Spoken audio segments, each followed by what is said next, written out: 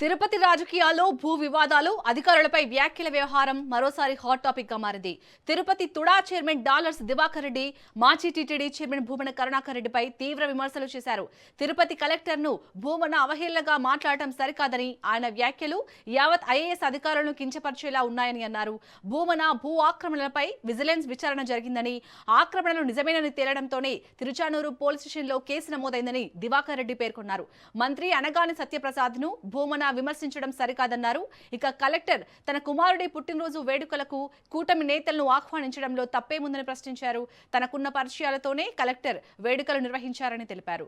దామినేడు భూములను క్లియర్ చేసి నిరుపేదలకు అందిస్తున్నామని, ఇందులో తప్పేముందని తుడా చైర్మన్ డాలర్స్ దివాకర్ రెడ్డి స్పష్టం చేశారు.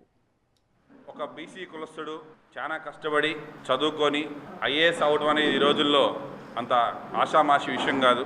అట్లాంటి ఒక ఐఏఎస్ అధికారిని చాలా ఘోరంగా అవమానిస్తూ మాట్లాడుతూ ఒక అధికారిని, ఒక ఐఏఎస్ని, ఐపీఎస్ని బెదిరించి రాష్ట్రంలో మొత్తం ఐఏఎస్ని, ఐపీఎస్ని ఏ పనులు చేయనీయకుండా డాకు మంగల్ సింగ్ అనేసని చెప్పటం అది ఎంతవరకు కరెక్టు? మీరు వయసులో పెద్దవాళ్ళు, 2 సార్లు తిరుపతికి ఎమ్మెల్యేగా ఉన్నారు, 2 సార్లు టీటీడీ చైర్మన్గా ఉన్నారు. మీరు ఆ విధంగా కలెక్టర్ గారిని, మంత్రి గారిని చార్లెస్ శోభన్ రాజన్ మాట్లాడటం అది ఎంతవరకు కరెక్టు మీరే ఆలోచించుకోండి. ఫస్ట్ విక్టిమ్గా చేర్చడం, అప్పుడు కలెక్టర్ గారిని ఎడిట్ చేయటం.